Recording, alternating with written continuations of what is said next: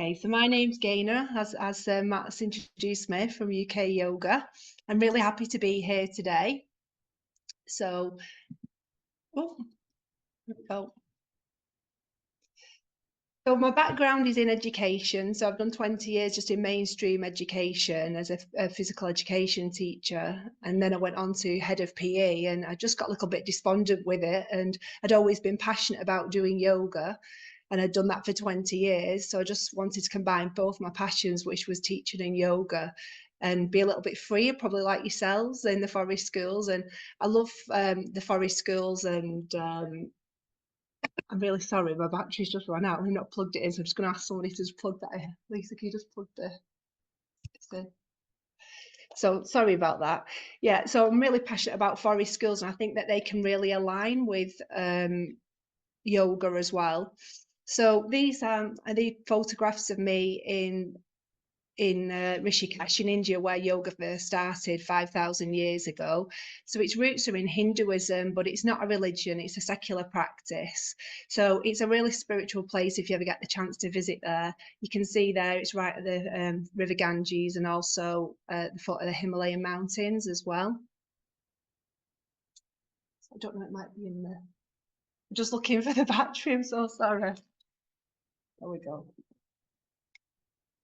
Schoolgirl error. Detention. I think because I've got two cameras and I've got two screens, and then everything's plugged in. Yeah, so it's a really lovely place to go there if you ever get the chance to visit. So I'm not going to stand here and say that I want you to all be practicing yoga with the children, because I know that it's not how forest schools work. It's more unstructured than that. And I just think that the nature and the forest schools provide a rich environment for mindfulness and yoga. And you can see there that you're probably doing many of these things already with the children. So like the forest bathing, just focusing on what can you see, what can you hear, focusing on the senses. And then the children will probably go off and find their space to meditate. So hopefully some of the things that we're doing today just might like shine a spotlight on what you're already doing, or just might give you some ideas, or kind of think, oh yeah, I've not tried that for a while, so we'll just look at some of the things that you might be able to do. Practicing yoga outside is amazing. You can do it barefoot and you can connect with the earth. You probably all know the benefits of earthing and the vibrations that it can give off and the healing qualities, but also using nature to balance and using flexibility with the trees and using them as stillness and being able to just sit and hear the sounds of nature. So we're not saying that we should be just doing yoga and teaching a specific class in the forest schools. We're very much want to show how yoga does align with nature, and you'll see that many of the poses are named after animals in nature. So ever the teacher, I've got my learning objectives up there. So you can see, I just want to explore some yoga practice that can be used in a natural setting to help children with those big emotions and foster resilience, self-assurance and autonomy. So about 2 in 10 children now have a diagnosable mental health issue, and obviously being around nature is really going to help with that, but also yoga can help as well. And they think about 86% of teachers are experiencing stress and anxiety on a weekly basis. So some of the breathing techniques that we're going to use today can really help with that. And I think if we look after our well-being, everything else seems to fall into place, doesn't it? So this was working with some primary schools, so not specifically forest schools. And this was before they did yoga in the purple column, and then the blue column is after they did yoga. And you can see that they've got a calmer, they're calmer for longer periods of time. They can be more reflective. They can listen to follow instructions better. They can work better with their peers. So, it is really worthwhile doing. I'm so sorry, my dog's scratching now. She's blind and deaf. I'm just going to take her out. Sorry, I've got someone helping me, just coming to get them. So this goes right the way across the board. So for the older ones as well, they were much able to speak about their abilities, and they could communicate the feelings better. But your children will probably be a lot better than the children that are in mainstream education anyway at doing all these things. But obviously, if we do teach them some of the techniques, it can help with the big emotions that they're having at the moment. So it's kind of just giving them some tips to be able to look after themselves physically and mentally. So I feel like we're all probably here for the same reason, and that we want our children to be socially uplifting, you know, live healthy and happy lives, be able to manage the stress and anxiety, and just perform to the best of their potential. So I think when people in the West think about yoga, they think about these pretzel-shaped poses and putting the legs behind the back of the head, and these very bendy, thin white women on Instagram that are doing poses that I feel a bit intimidated by, but it isn't. It's for everybody. So if you've got a disability, if you've got an illness, if you're small, tall, whatever shape, size, and I think that's what we need to get across with yoga. And it's so much more than just sort of physical yoga class, because it's actually got 8 limbs. And there's lots of breathing techniques, positive affirmations, and it's kind of like a recipe book for life, yoga. And I think it gets a bad press. I think people think it's just like another fitness class. But you can see here that there's 8 limbs, and they seem to fit really nicely, and I think, with the Forest Schools principles. It's about how as well you can treat yourself, how you are to other people, how you look after the planet. So you can see the purple, the asanas, is only one aspect of the yoga, one of the 8 limbs that people in this Western country think about, or this Western side of the world. So you can see it's meditation, it's about turning inward and feeling the senses, which we do naturally in nature in the forest. So, okay, about 2 in 10 at least in every course I've done, people don't breathe right. And you think, well, Gaynor, if I don't breathe right, I'm not going to be living. So, but you can actually breathe a lot better. So I'm just going to do a little bit of a little test. So what I want you to do is I want you to put one hand on your chest and one hand on your stomach. And if it feels comfortable, close the eyes down. And if it doesn't, just take the gaze down. And I just want you to notice your breath. Don't try and change it.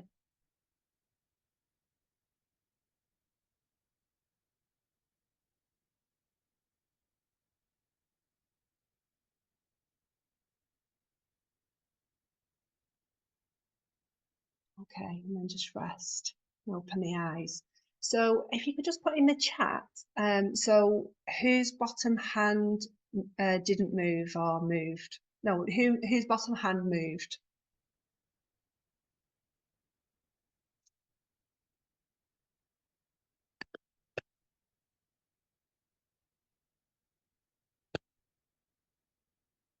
Okay, so only about 3 people. So what we need to be doing, we need to be breathing into the stomach, so the abdominal area, so that bottom part is moving as well. Did anybody, as they were breathing in, the stomach goes in?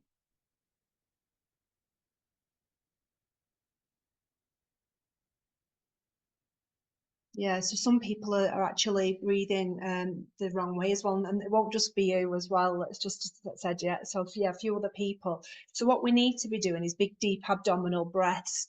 And they say if you do 6 of these breaths every hour, it's like doing a 10K run by the end of the day. So I know which I'd rather do as well. So I'm just going to change the slide, and I'm going to tell you how I usually teach the children. So if we were doing it, I would get them to close their eyes and then breathe in. So if we all do that now, feel the stomach expand, feel the chest expand and the rib cage. And then as we exhale through the nose, pull the tummy in and feel that top hand lower.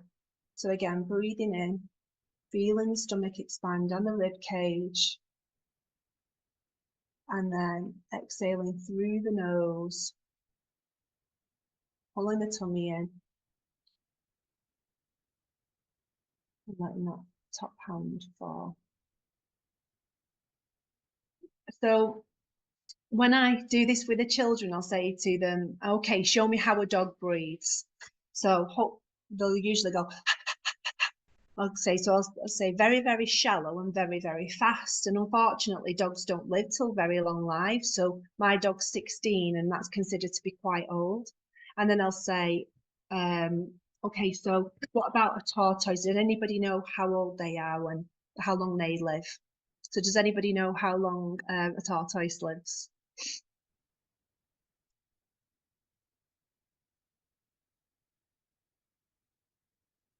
So it's about 150 years, and some, yeah, some are living up to 200 now, Maria. So yeah, it's a good guess, 100.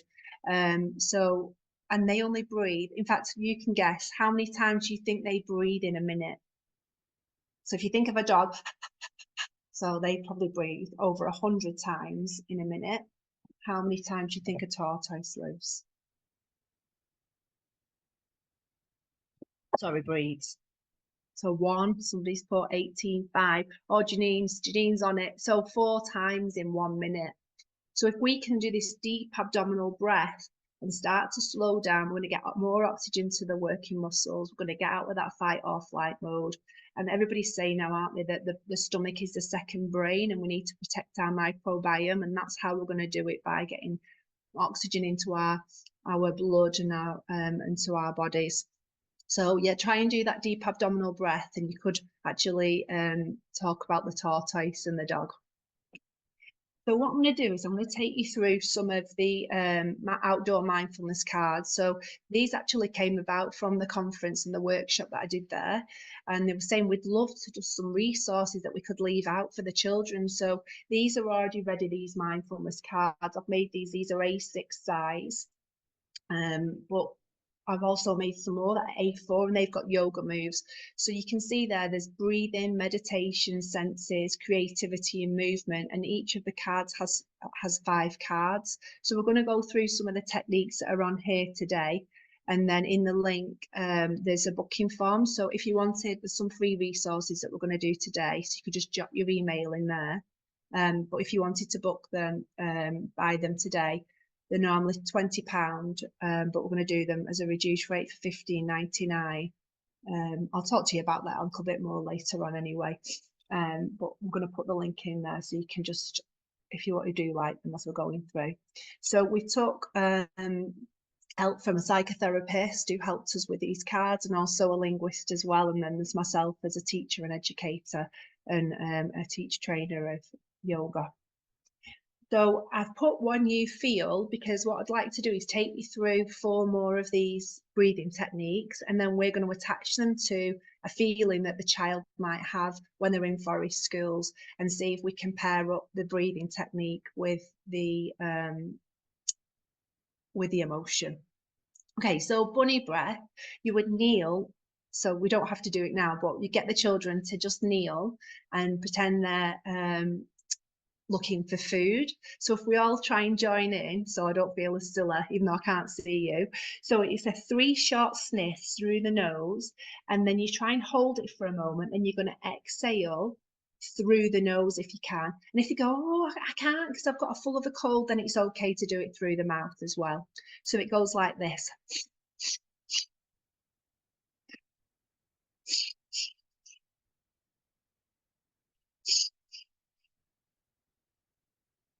They don't need to close their eyes, they can do it. And depending on how old they are is how many breaths they would do. So I'd say at least do 6 rotations of the breath, but they might be able to do more. And then just enjoy that feeling after. So always give them time to just relax after they've done the breathing technique, just to see how it changes the way you feel. So the next one is woodchopper breath. So I'm just going to stop the share for a minute and just change the video and stand up. So if you want to stand up with this one, because it's a really good one to just do. So if everyone stands up. And then we're going to interlace the fingers above the head. Take a deep breath in. And we're going to go. And again.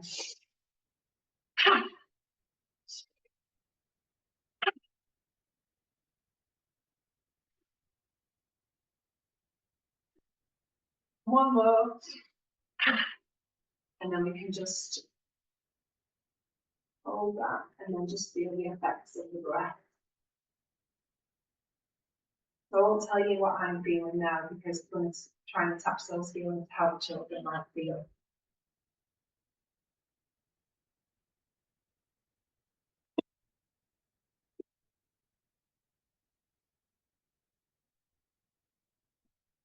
So that one's woodchopper breath.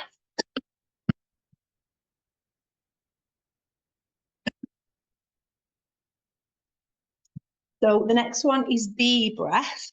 So if you've got children who are neurodiverse, they might not want to do this. So you can offer them to be able to cover the senses, and they might want to just cover one or two rather than both. But what we're going to do is we're going to close our eyes, and then we're going to put our hands over our ears, and then we're going to make a sound. And if you run out of breath, that's okay. You can just take a breath in between and then start again.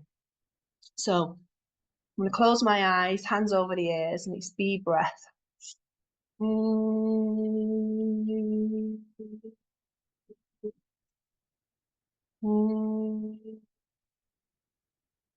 I hope you're all joining in on that. So the next one is leaf breath. So if we all put our hands out in front of us, and we're going to close our eyes again, and you don't need to use your hand, but it is a good guide. So we're going to breathe in on the way up, and then as if we're breathing that fresh forest air. And then as we exhale, we're going to gently take our finger and run it down. So inhaling, come up, and exhaling, coming down. Inhaling, coming up. Just tracing those leaf lines, helping us feel calm and happy. So this one, we inhale through the nose and out through the mouth, and I'll tell you why in that. So usually in yoga, we always breathe in through the nose and out through the nose, but I'll tell you shortly once we've done the feelings why we can breathe on an outward exhale for this one. So another good one for that one is if a lot of people put it into the behaviour policies, if you do have a behaviour policy, which is count down to calm. So sometimes when a child gets really upset, they're going and they can't speak to you, you might just go count down to calm and put your hand up, and then they breathe in and out. And as they do that, and they do 5 more times, they'll start to calm down, and then they can come and speak to you about it. So, you know, it just avoids them then getting upset while they're telling you, and just gives them time to just deal with their own emotions in a safe way and kind of come up with some strategies. Okay, so in the chat, please, can you tell me what kind of emotions and feelings do your pupils have? And it's emotions for well-being, not the happy ones and running around kind of, you know, when they're happy. So what emotions might they have that might be impacting on their mental health?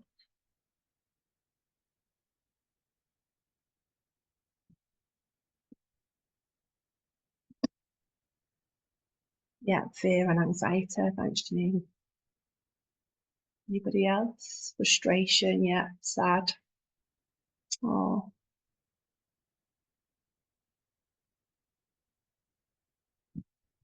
okay, so I did get some of those.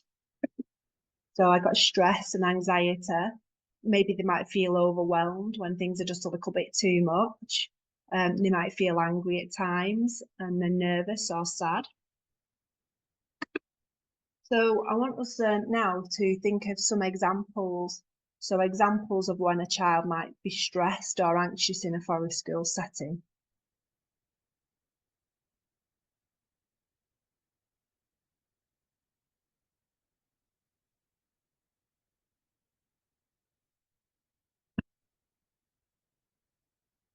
Well, I'm hoping that none of your children do, and that's why no one's putting anything in the chat. I just thought maybe if they were transitioning from a traditional classroom to an outdoor setting, that it might be a little bit stressful for them when they first start. It might be that they feel when they're getting lost, so they might have a fear of that. So, Matt, yeah, you put falling out socially, yeah, because sometimes it can be a little bit much, can't it, for children in a group setting when they're used to being sat behind a desk. Yeah, emotional learning, yeah, EAL, yeah. So, okay, so what about overwhelmed when things feel too much? What kind of things might prompt that feeling? Sorry, the English is additional language. I couldn't think of the acronym then. I've been out of the education system a while. Yeah. Okay. Running off. Inappropriate cold. Yeah. So I put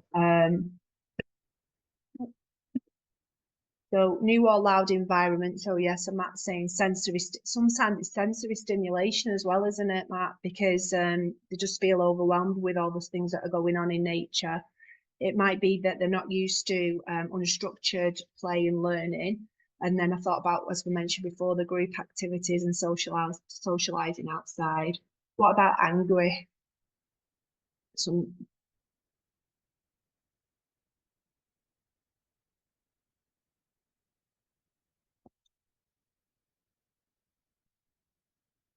yeah, failing. So I put falling out with peers as well, or when they're being asked to do something that they think is unfair. Yeah, not used to getting wet or muddy. Yeah, and they don't like being asked what to do. Yeah, thanks, Marie. Yeah. Okay, so what about nervous?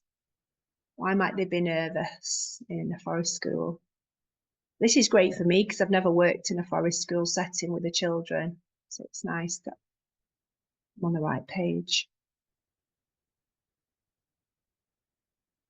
Oh, I never thought about that. Worried about the creatures. Yeah, definitely the risky activities. So I've got that.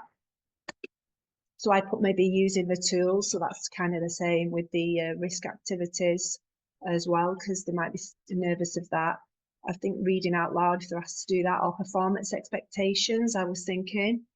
And then the feeling tired. So it might be the first week back, or they're not used to being so physically active for most of the day, or not getting enough sleep. So what I'd like you to think about now is the different breathing techniques that we did. So we did bee breath, mindful breath, leaf breath, bunny breath, and woodchopper breath, and see if you think that you can attach some of those to the feelings. And there's no right or wrong answer here. You know, any of these techniques can be useful at any of these times. So it's just what each one might be more appropriate. So what we're doing now, so do you feel like bee breath would be stress or anxiety, or if they were feeling overwhelmed, or if they're angry or nervous? So what about bee breath?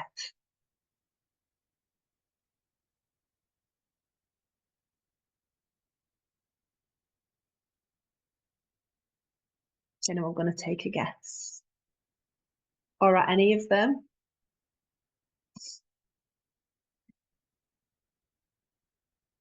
So should we do wood chopper breath? So what about wood chopper breath? Which do you think that would be good for?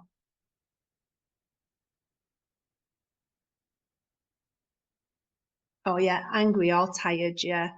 I think the overwhelmed, I think the bee breath's really good for overwhelmed because you're just turning all your senses inwards.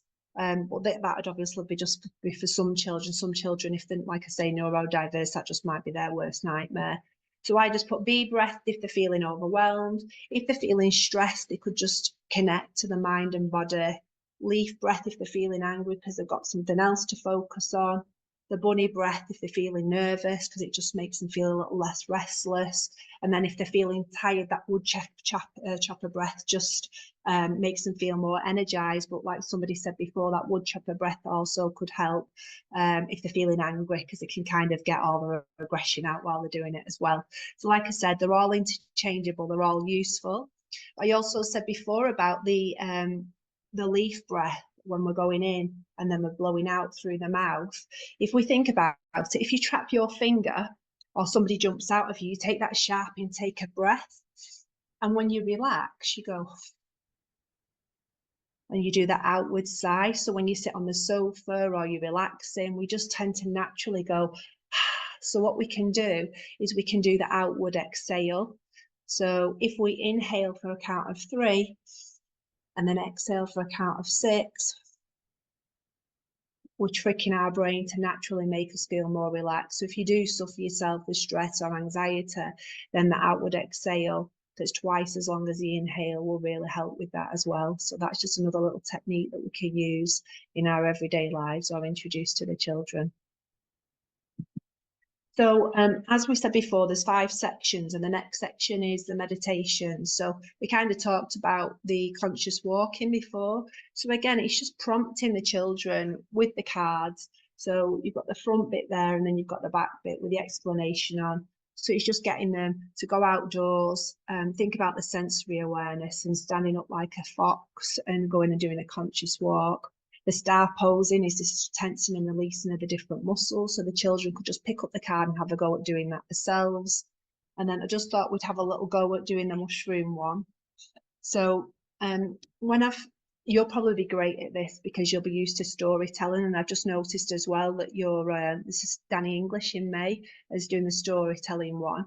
And what he'll get you to do, if you'll probably do it already, is take a rest after each sentence. So if you're doing like a guided meditation or a scripted meditation, give the children time to get to that point. So if you're saying, okay, I want you to imagine such a thing, and you need to give them time to imagine that and be in that moment. So if you just close down your eyes, I'll do the mushroom house meditation. So you're in an imaginary forest. I want you to close your eyes and imagine a magical forest with tall, friendly trees.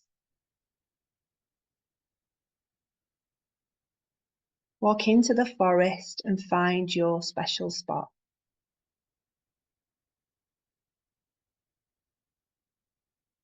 Imagine and design your safe space. Is it a cozy tree house, a soft blanket fort, or a quiet meadow?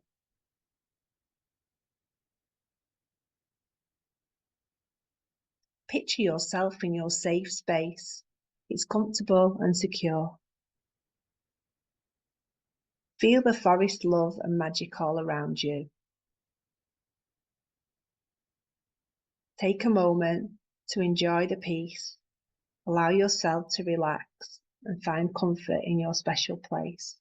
So they're only really short, and like I say, you could probably use those yourselves if you wanted to do it as a group activity, or the children could just take themselves off in a quiet, calm corner or a place that you might have dedicated for meditation. So does anybody on here meditate? Or like most teachers, are you like, there's too much going on, or leaders, can't concentrate, can't focus, it's not for me? Oh, brilliant. I think when you first start to learn how to walk, you can't walk. When you first start to learn how to talk, you can't talk. So it's just about practice. And I went with the Buddhist monks in Thailand and trained with them, and they were saying that oh, brilliant that so many of you do. They said that, they have to just imagine a child and they're holding the hand, and when the thoughts go off, just bring it back to themselves and the heart center, and their mind actually just drifts off sometimes. So it's not about just sat there and thinking, I can't stop thinking about something, because you can't. You've got to keep just bringing it back. And if you have an anchor, something like the breath, or people on here are saying they find it easier with a guided meditation or the sights and sounds, it makes it a lot easier. So I just want you to have a little read of those benefits of meditation. Just see if there's anything on there that stands out for you that you didn't realize you could gain from meditation.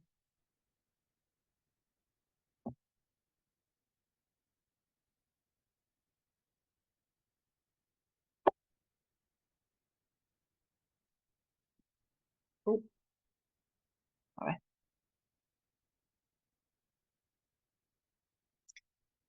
So is there anything on there that you didn't know or stands out for you? Because for me, I didn't realize when I first started it increases emotional intelligence. So I think that was quite an interesting one. I did know about yes, Kate just put that as well. I did know about calming the nervous system and how good it is for that and getting us out of that fight or flight mode. Does anybody else get ill just before you're coming out for a break?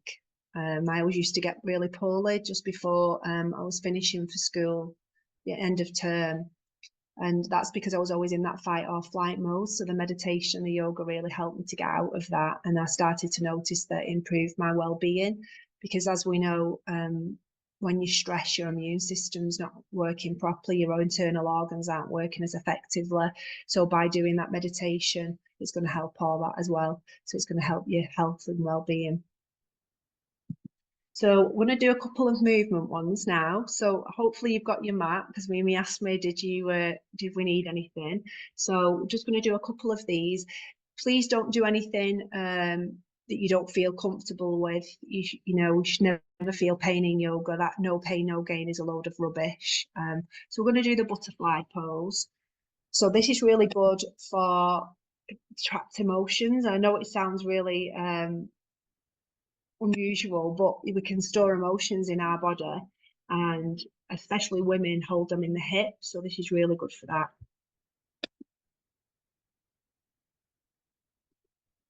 So I just want you to sit on the floor.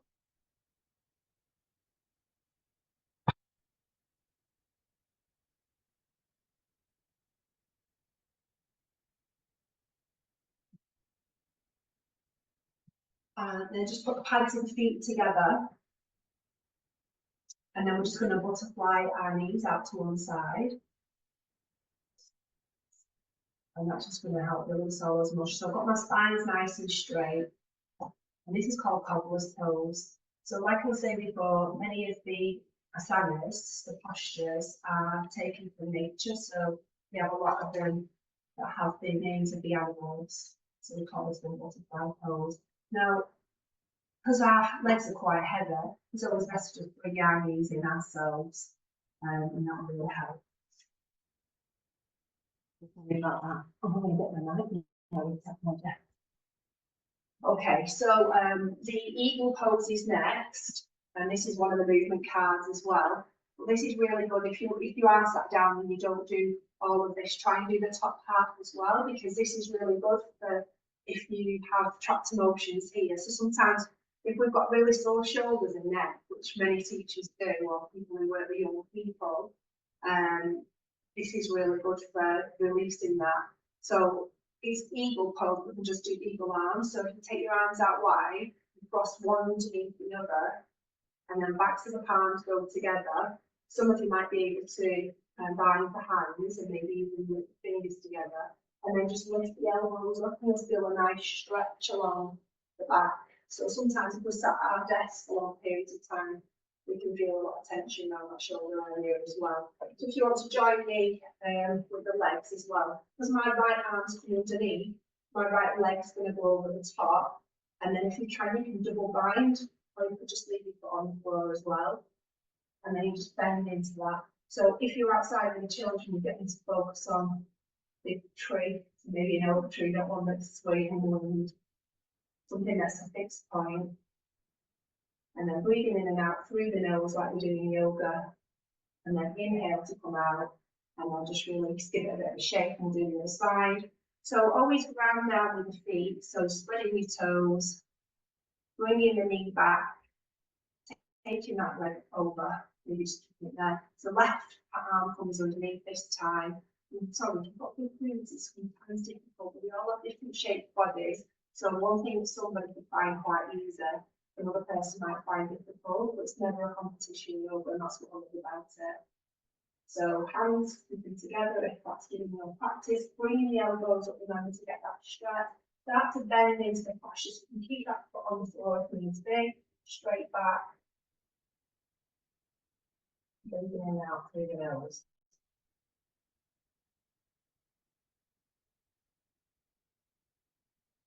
And then inhale to come out. So well done. So if we were doing one of our courses, after I taught you 3 yoga poses, I put you in breakout rooms to get you to teach one another. But I won't be doing that today.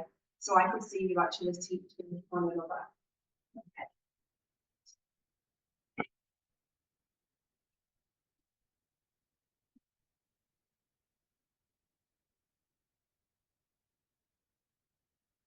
Yeah.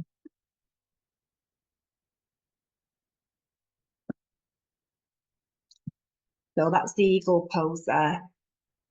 Releasing tension and working on the balance.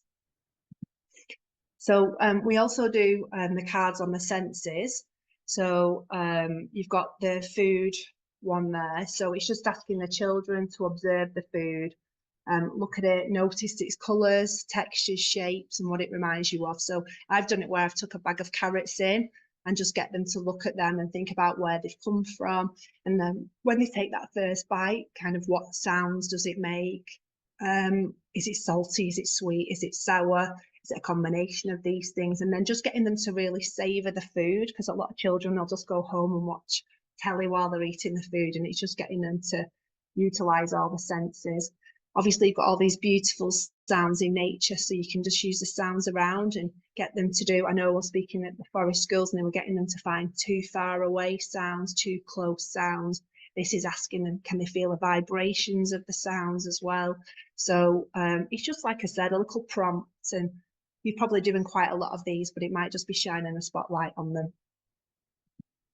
And then, oh, I didn't change that one, senses. So this does say creativity, sorry about that. So the healing sounds, that might be you just going and finding some things that you could make a musical instrument out of. So pine cones and twigs, those sorts of things. You've probably already done the nature's mandalas, but this is a little bit different. So this is a gratitude tree.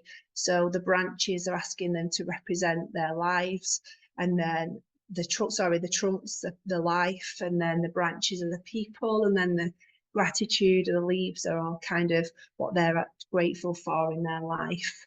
And then we've got the little worry elf.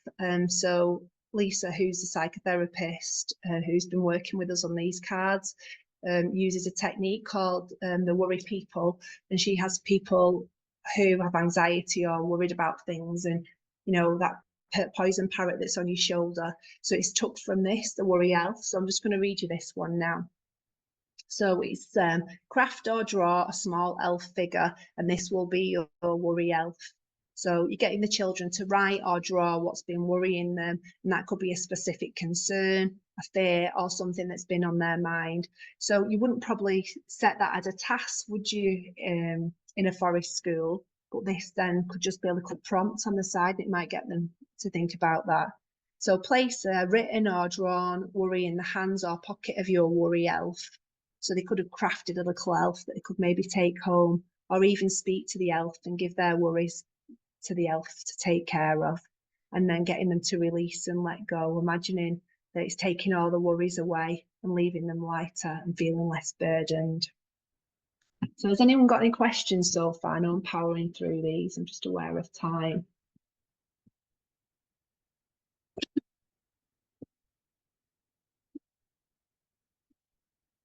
So I thought we'd have a little go at the sun salutation. So this is like a free resource that I can send to you. So like I said, if you go in the chat at some point and just put your email in, and I can send that across to you.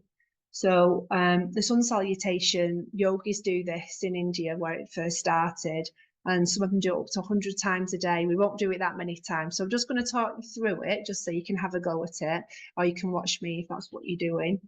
But it's just a nice one to maybe leave around laminated, and the children might just have a go at doing the sun salutation. It's great because it uses every single energy system in the body, uses every single muscle, every single bone. If it's done quickly, it can do it could work as cardiovascular and our respiratory system. So Angela's just put her email in the chat. So in the chat further up, it's like a bit of a booking form. Then I don't have to go in the chat if you don't mind. So I think Matt put the link in right at the beginning of the chat. Okay, so I'm just going to change the screen again.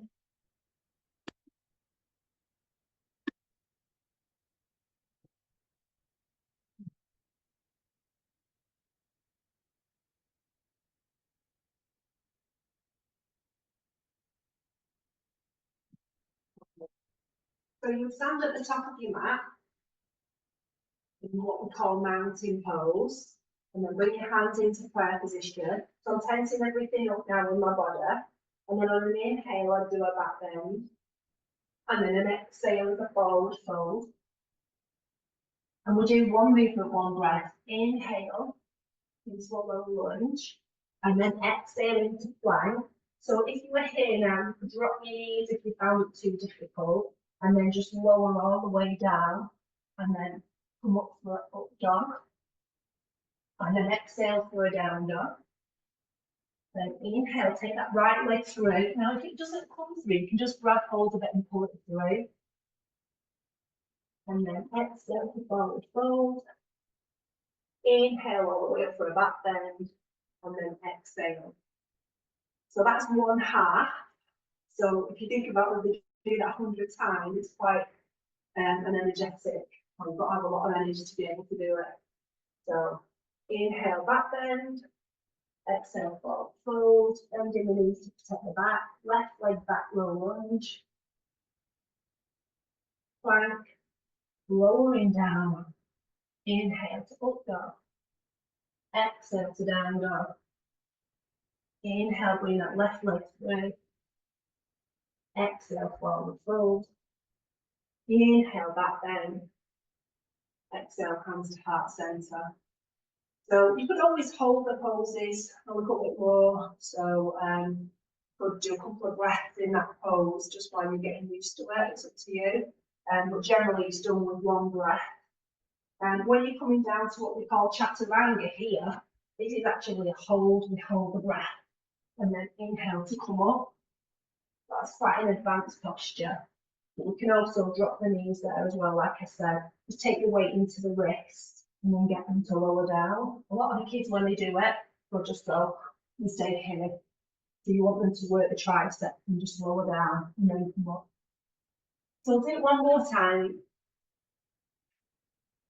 I'm out of breath from recovering from a cold. That's my excuse anyway. So inhale, back bend. Exhale, forward fold. Inhale, low lunge.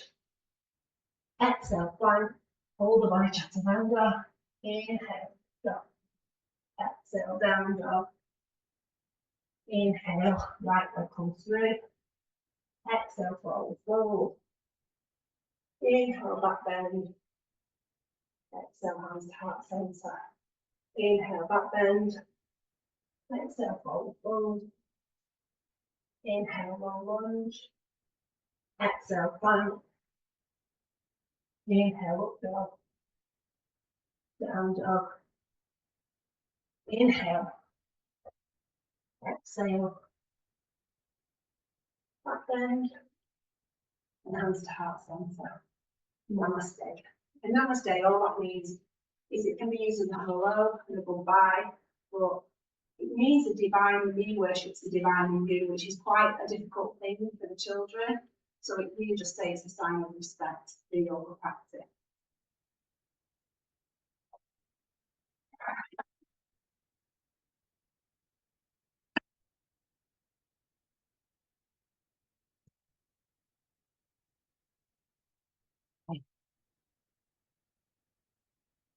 Green again.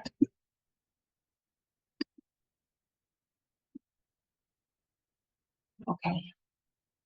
So as I mentioned earlier about the cards, so these A6 cards here, so that there's 4 to an A4 if that makes sense. They're normally £19.99, but we're doing an offer today, so they're going to be £15.99. But then if you wanted to get the outdoor learning pack as well, so that's 100 different yoga moves. I'll show you those shortly. And they're normally £39.99, and that's with postage and packaging as well. And today we're going to do that for £32.99 if you just wanted to buy that separately, or you could buy both for £45. Or if you wanted to buy multiple packs, then you could just let me know in that booking form, and I'll speak to you individually.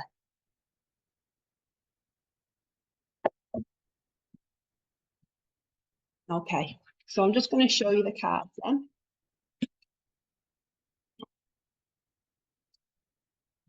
I'm sharing my screen, but I'm not sure on this. Can you see the nature's theme cards now? Can someone let me know? In the chat. Yes, brilliant.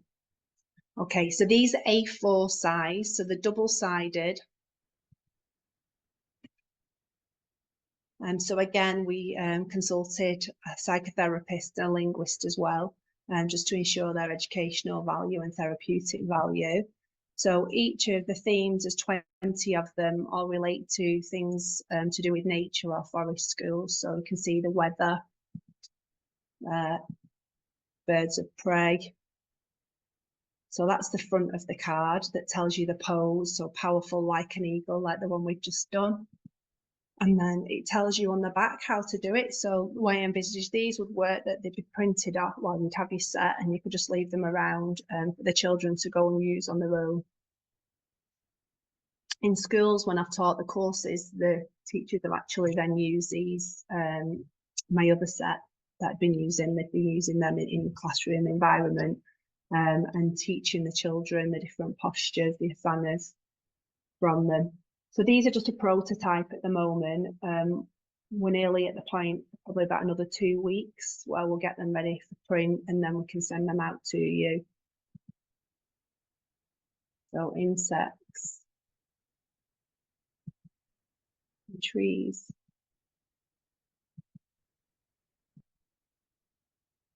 Looking at the different flowers. You can see there that some of the animals, like we say, that is actually hair poles. So they looked at what the animals were doing in nature, how they're breathing, how they're moving, and that's where the yoga first come from 5,000 years ago. They were looking at nature. You can kind of see how yoga does align with nature. So I thought we'd have a go at doing the weather one. Will take us back to the beginning. So I'm going to stop sharing the weather and I'll just show you the moves, because I just think I only come on a small screen, don't I? So it's probably best to stop sharing. So if everyone stands on the mat, first thing we're going to do is extended mountain pose. So reaching up towards the sun. You would have your little cards here, and then the children just put them out in front of them. So there's highlighted feet words as well, so we could just look at the key words. So on this pose, it's a asana, you're making sure that the feet are together, that you're pulling the knees backwards, and you're keeping everything nice and tense. And then you're reaching your arms up towards the sun in extended mountain pose. Now the children will want to bring the shoulders up here, but you see them, just try and encourage them to bring them back and down as well. Holding the sun or reaching up towards the sun. So breathing in and out through the nose, and try and get them to hold it for 10 breaths. So they'll want to go 1, 2, 3, 4, 5, 6, 7, 8, 9, 10, and say, no, not 10 counts, it's 10 breaths if you are working with them in that way. And the next one is like a raindrop, and this is child's pose. So this is a really lovely one to do in your own practice in the morning. So you might do this pose and then you perhaps do the sun salutation. I know many of you have like a really busy morning, but honestly, if you just do 10 minutes on your yoga mat in the morning, a bit of mobility work, it makes such a difference to your physical well-being, but also your mental well-being. And then, you know, if you don't hit the gym or you've not been out for a walk or something as well, or you've not been that physical that day, at least you've done 10 minutes in the morning as well. So you're going to sit back on your heels for this one, and then just lower yourselves down. Now, some people, when the head is lower than the hips, you can start to feel a bit stiff. So you might want to just make a little pedestal with your face. If not, you can put your forehead down on the mat and just bring your arms behind you like a little raindrop. And just rounding down, breathing in and out through the nose. Trying to take that tailbone back towards the heels. Now, if you've got a little bit of a pouch going on, like I have, it's a little bit more comfortable if you take your knees just out and keep your feet together, and it just creates a little bit more space for you to sink into.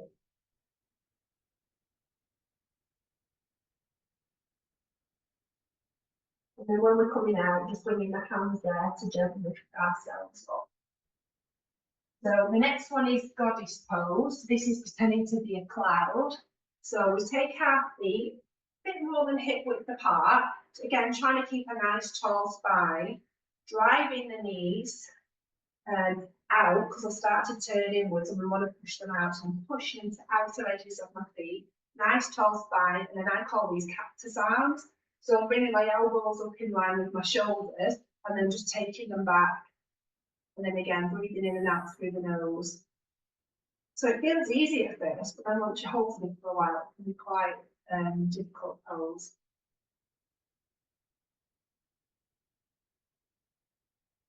And then inhaling to come out. So I always inhale, and then that's just protecting the spine when we're coming out of an asana. And then also, if we were, say, in present moon pose like this, coming over, we inhale when we come back to the body, and then we exhale when we're going away from the body. So that's the rule of thumb. So if I was going in a forward fold, I'd exhale. If I was coming back up, I'd inhale, just to protect the spine.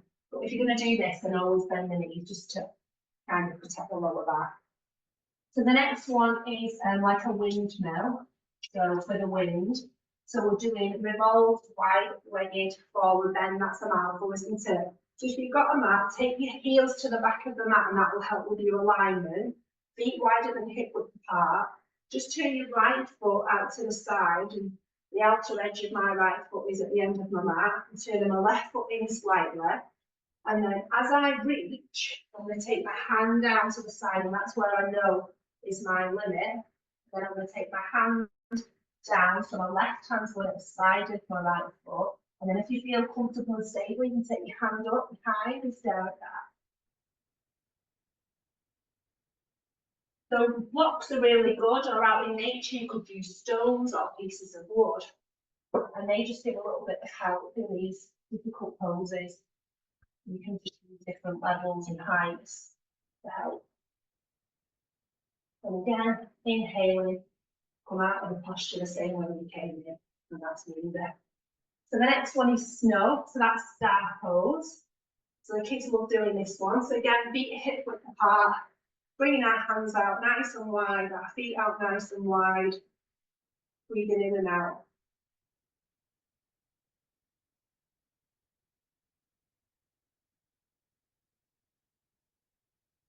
And then inhale to come back. Okay, I'll just come back to the chat, just see if anybody's got any questions, and if you want to go and do a couple more cards, or if you'd rather just come into some Q&A.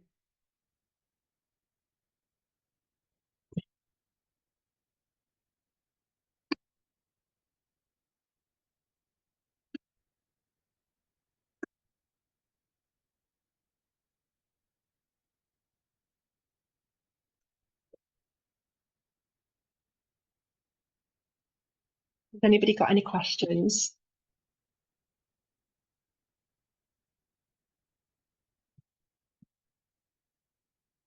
Does everyone want to do another card? So I was going to do the trees next.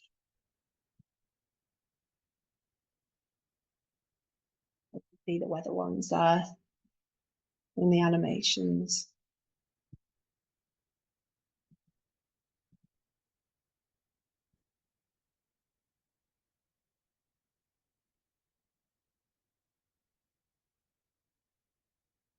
Oh, no worries, Kate. Thanks for joining us. Okay, so I'll do one more, the trees, and then I'll just finish off and share with you just a little course I'm putting on to see if you're interested in that. And then if anybody's got any questions, they can pop that in the chat. So we'll do the trees next. So if you come back to your mat and just stand in mountain pose like we just did before, but with the arms down.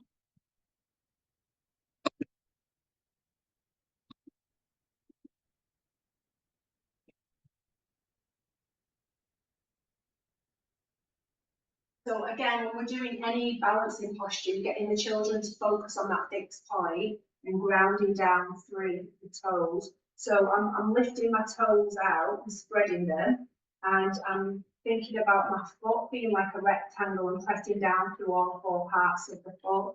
And like I said before, it isn't a competition, so don't try and say, oh, we can balance the longest and those sorts of things, because when I was head of PE, we had to really bad kit issues and children not wanting to do PE in stage 4, you know, at teenagers. So we introduced yoga, and it went from people being, in some cases, the worst lesson of the week to the best lesson of the week. We got cut down all kit issues, and we didn't have any excuse notes. It was brilliant. And that's because I believe that the children were in a competitive environment and they could just be themselves on their mat, which I thought was lovely. So yeah, please don't nothing good in my opinion goes for competition anymore. I can't believe I'm saying that as a PE teacher. So my right leg's coming out to the side, and you can just keep your foot there at a lower level, that's fine as well. hands come to heart centre. If you feel comfortable, then it might come to that lower limb, or some of you might even be able to get up to the top bit, but never on the knee, because it could potentially injure the joint. So again, focusing that fixed point on the ceiling, or the wall out in front, or also it'll be a tree outside or something. And then you might even want to grow your tree, on it won't look today. And you know, sometimes it can be that you change, you think, oh, I can do this is that time, but then I can't next time. And sometimes that can be hormonal as well, so don't worry about it, don't be hard on yourselves. But speak to yourself like you would a friend. That's what yoga's all about. And then inhale to come out, and we always repeat it on the opposite side. So I think on a low level this time. And then again, just driving the arms up. Again, making sure that the kids or themselves don't have the shoulders up, bringing them back and down, pressing into the palms of the hands, trying to always draw that knee out to the side. So that one's the oak tree, standing strong like a large oak tree. So that would be standing on one leg, bending the knee, placing the sole of the foot on the inner thigh or calf, bringing the hands together in front of your chest, like a strong oak tree standing tall.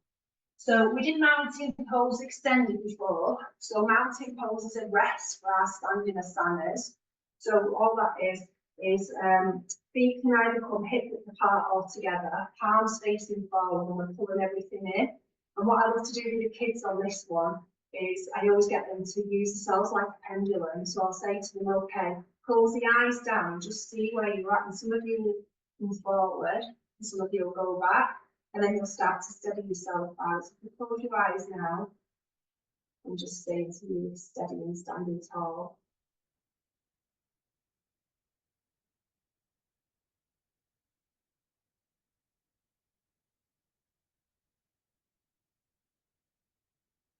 Hopefully you're all nice and steady now. And tall and mighty like a big pine tree. So yeah, it's really interesting. When I used to teach, I was rushing around all the time. I was always forward in the mountain pose, and now I'm really grounded. So as soon as I come down, I'm there. But I know sometimes when I don't feel grounded, I'm a bit more wobbly. So it's really interesting. You can use it like a bit of a measure where you are. So the next one is the birch pose. So they'll resemble the birch tree with its branches, and that's warrior two pose. Excuse me. So again, I use the back of the mat for alignment. You wouldn't be doing that outside. Hopefully you'd be in bare feet. We'll just check the area, making sure that anything children could hurt themselves on, just get them to be responsible as well and check their own area. But you, like I said, if you can do it in barefoot, that'd be brilliant. So with warrior two, we're going to bend into that front leg. So if we start in with our feet hip width apart, sorry, take the left leg back and it's slightly turned in. So if you've got the younger children, you might want them to pretend that the feet are onto your train tracks. If we were doing yoga quite advanced, our heel would align with our other heel, and then our hips, as we're bending into the posture, our body's got to be in line with the front edge of the mat. So with the children, if you've got that wider stance, it might make it easier if you're struggling to balance. So hands come out to the sides, bending into that front leg. You're driving down with the bottom half of your body and lifting up with the top part, and then looking down that front hand. And again, just breathing in and out through the nose. And then inhale to come up. And then you repeat that on the other side. And then we saw before the triangle, reverse revolving triangle. So this one's just triangle pose. So our feet are the same as they were before. So turn that right foot out to the side, left foot turned in slightly. Arms come up to shoulder length. And then just reaching down and then placing the hand on the shin or wherever it ends up. And then looking up to that top hand. If you've got any neck issues, you can just look down. But you want to imagine that you're between two planes of glass when you're doing this. Your bum shouldn't be stuck out. So if you're at home now and you've got a bit of a spare wall, it's really good to do against the wall because you can feel it. And then come up. So that's resembling the leaves of a maple tree. And then the same with apple tree.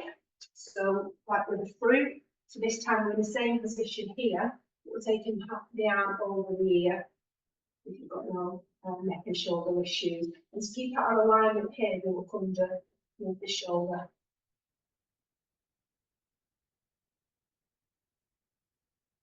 And then inhale to come out. So I know it's a lot to take in, and like I say, if we do the level 1 yoga, we'll go through all of these and how to teach it specifically. So if the child pick these up and they'll be like, how do I do this one? Am I getting it right? And you could qualify them, get a certificate and be able to have all the teaching points and everything there as well to kind of help them with it and practice teaching it themselves. So we're going to leave it there now, because Matt did say that we usually have a bit of a question and answer session at the end. So I'll come back up to the computer.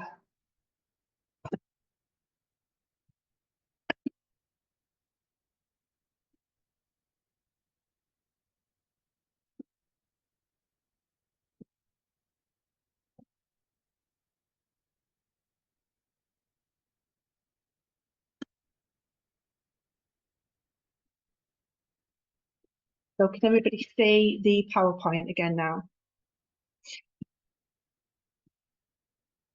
So how do you adapt for children with disabilities?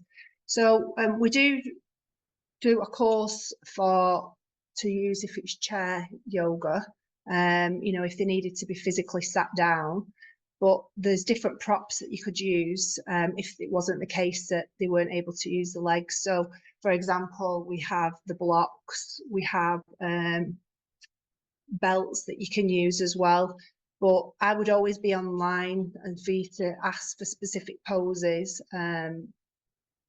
But they could just do what they can physically do. So for example, if their arm wouldn't go over, they could keep their arm down. So it's just your interpretation of the actual asana itself. I'm definitely using the weather poses with my preschool. Brilliant. Oh, thanks. Okay, so like I say, that's a Forest School offer. I'm going to put a level 1 course on the 20th of April.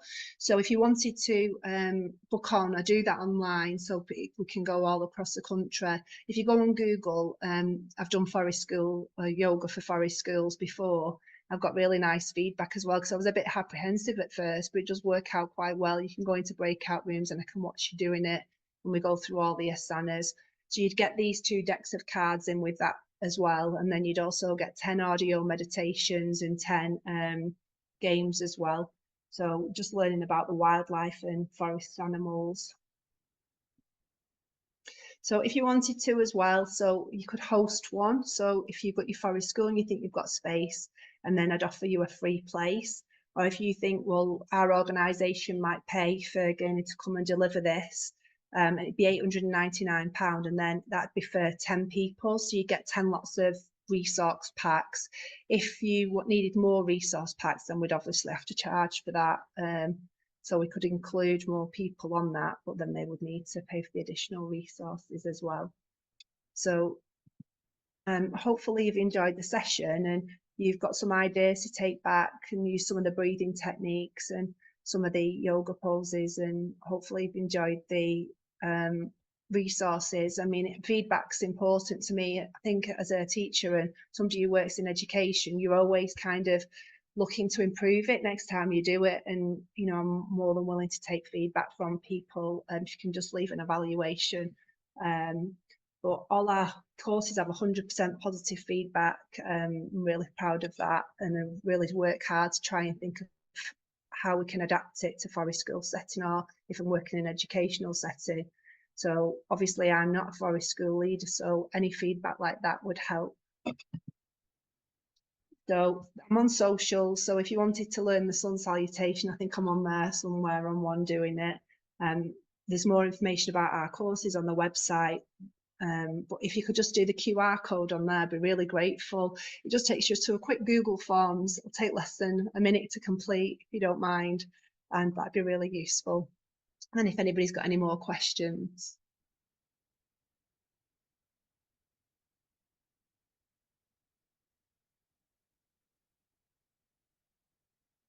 Well, thank you very much, Dana. That was amazing, and definitely an inspiration for the things that we can do in our sessions. So thank you very much. Oh, you're more than welcome.